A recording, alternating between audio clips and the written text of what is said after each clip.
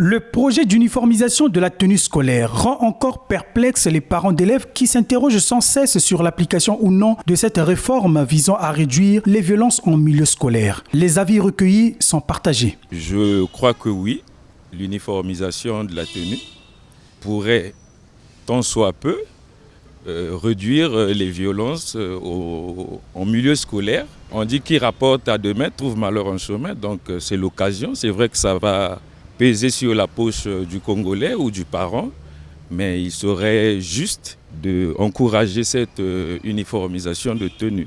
Je suis d'accord que tous les élèves portent la même tenue. Les élèves entre eux se battaient. La réforme est importante, mais il faut se dire que tout ce qui demande une sortie d'argent, il faut quand même prévenir les gens suffisamment tôt.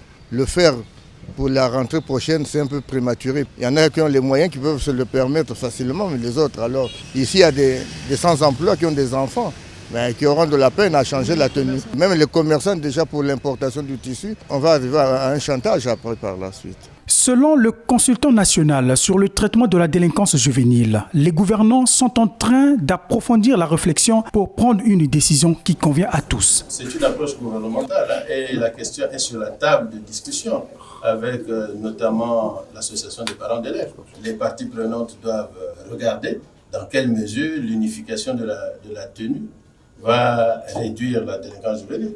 Pour édifier l'opinion publique sur ce sujet, le président de l'association des parents d'élèves et étudiants du Congo APEC a exhorté les familles à la patience. Pour nous, nous disons aux parents, ils prennent leur mal en patience. Pourquoi? Parce que c'est une question de jour.